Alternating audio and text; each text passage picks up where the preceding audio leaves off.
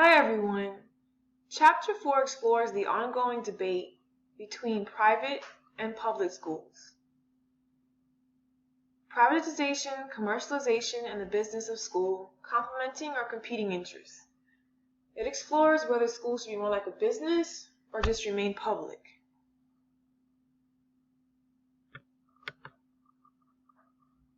The two positions explored in this chapter are privatizing schools or corporate support can improve education, while the other position was public schools should remain public. The first position we're going to get into is the privatization of schools. According to the text, there are two ways to improve education. First, by complete privatization of schools, or to engage a corporation directly in school matters. The first method provides efficiency, effectiveness. It provides funds and political support for needed facilities for the school, and it provides incentives for schools when businesses make offers and provide source funds. The other method, engaging corporations directly, can improve the health and vitality of the economy, and society depends on the school. Business people tend to be, according to the advocates of this, the strongest supporters of education, and financial contributions, internships, scholarships, guest speakers, teaching materials, and advisors can be supplied by corporations to better these schools. Private versus public. Private schools cut high costs to taxpayers, they promote market efficiency, they value accountability, and they implement a more professional design than what public schools could offer. Finally, they provide choice. Public schools, on the other hand, they can be more costly, more bloated and inefficient, largely monopolistic, and there's no competition there to drive innovation.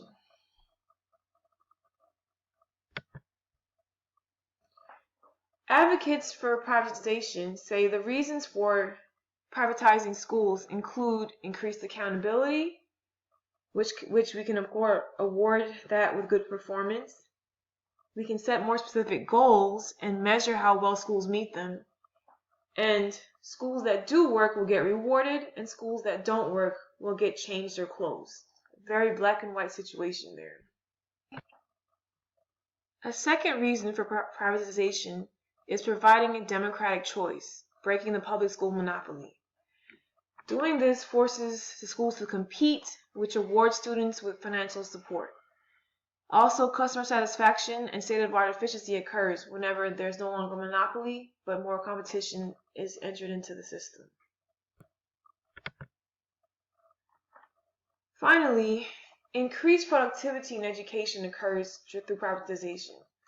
Expensive, labor-intensive public schools can sap local and state finances. The current school administrators lack business background and the discipline needed to develop strategic planning. Finally, technological advances in business could revolutionize U.S. schools. The fourth and final reason for privatization is meeting global competition. The U.S. must be on the cutting edge of innovation in order to remain a global competitor. As democracy and capitalism increase globally, privatization will be a strong movement in the 21st century. England and New Zealand are excellent examples of the process of privatization in public schools. The U.S. lags behind other nations in this movement.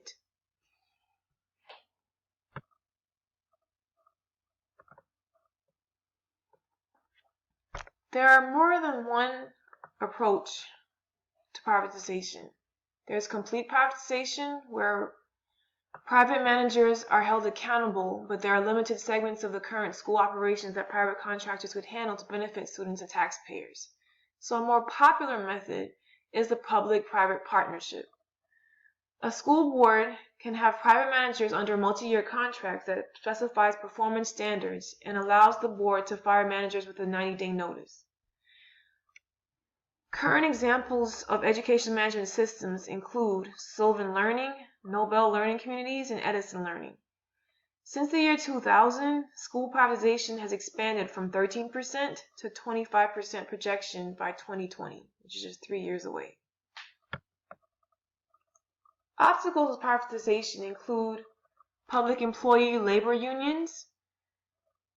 Politically, they're very active in opposing any laws that promote privatization, including the school voucher programs and charter schools.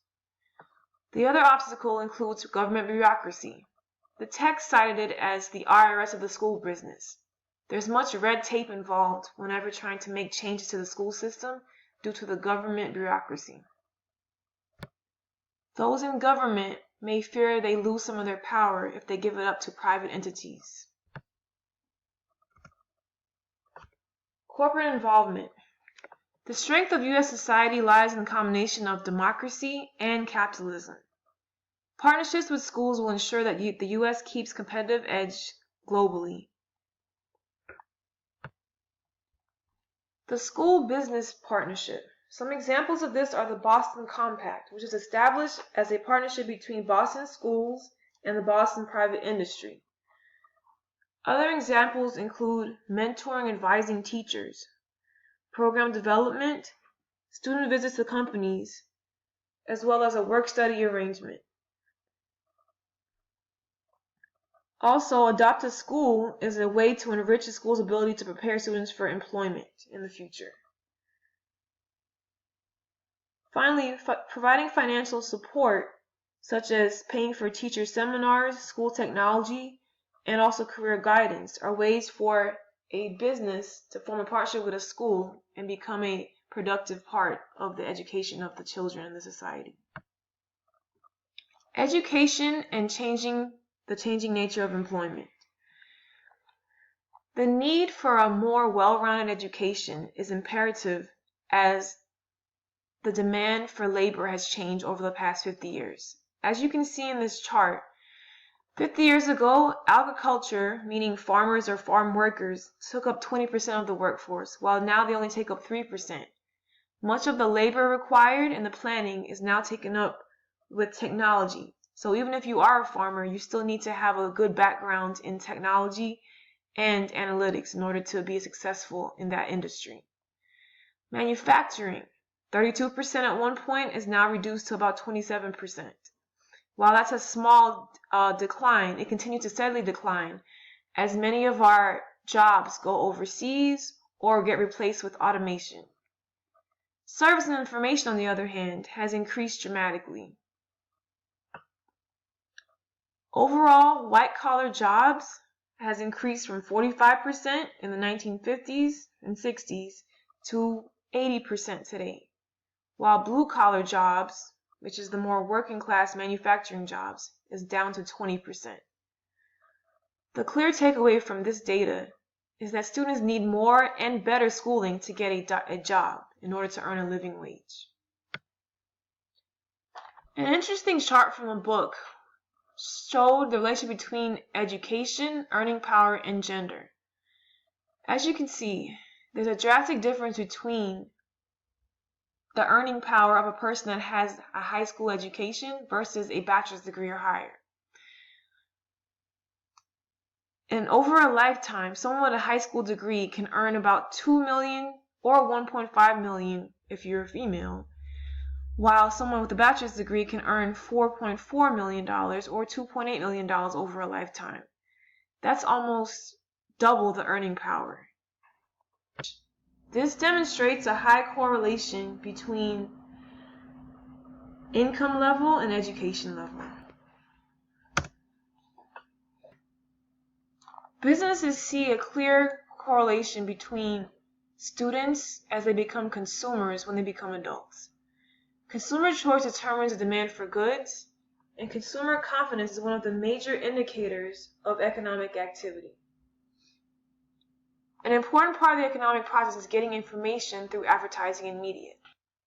Provision of corporate-sponsored school material offer information for students and gives financial support for schools. Using a business approach for school operations improves technology and productivity. It offers incentives and rewards for good performance. It uses the building more efficiently.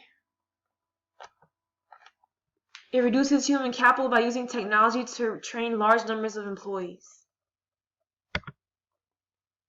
Now we're going to turn to position 2. Public schools should remain public.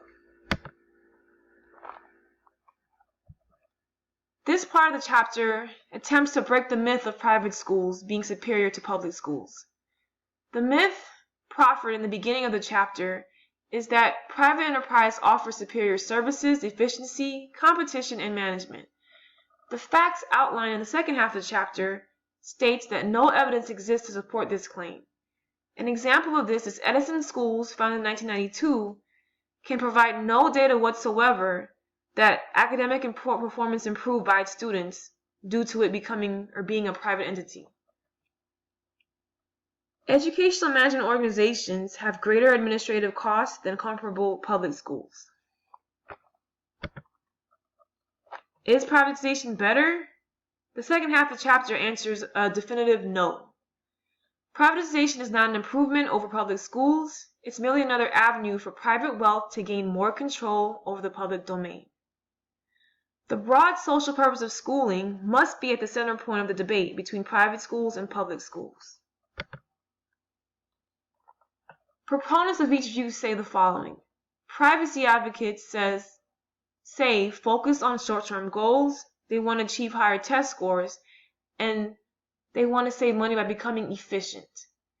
Public advocates say there are insufficient reasons for privatizing, meaning the short-term goals and the higher test scores are a myth. Short-term test scores improvement has been shown to be the result of manipulation. Private enterprise historically has the following characteristics: questionable ethics, cavalier treatments of employees and the public, financial manipulation of the political process. They tend to escape responsibility through bankruptcy or taxpayer bailouts, as well as having a paternalistic aura that corporations know best. A key takeaway from this data is that corporations make profits but do not necessarily improve education. Why not to privatize? It destroys the soul of democratic life. The goals of improving justice, equality, and freedom are not central to private enterprise, and making school a business puts the emphasis on cutting costs and improving test scores rather than providing a quality experience. Finally, it views public education as an individual entitlement and ignores public interest. The myth of privatization. One myth is efficiency. In reality, efficiency is a means, not a goal to attend to. It's market-driven. There's no such thing as a free and open market in real life.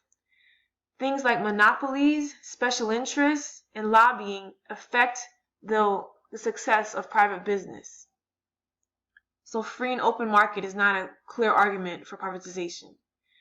Finally, performance-based mentality focuses on cutting costs while improving speed. It has no focus on quality. And the key to education is having a quality education, not having a fast or efficient or a good test score. Privatization treats kids as commodities. A major purpose of school is social well-being. Private entities are interested in self-preservation, and commercialization can harm students. Corporate language and human capital. The hidden curriculum of business is to view people as human capital, that is property, rather than as human beings or individuals. The consequences of this is declined civic involvement, differentiation between management and worker, where management decides what skills and attitudes are needed and preferred. Business interests versus social interests. As you can see from these two lists of keywords on the left and the right, corporations are more interested in an obedient worker, while schools want to harness socially responsible adults. The key takeaway from this is that schools should be the place where commercialization and corporatization are critically examined, not merely imposed. The key is to harness critical thinking and not just create worker bees for the future. Thank you.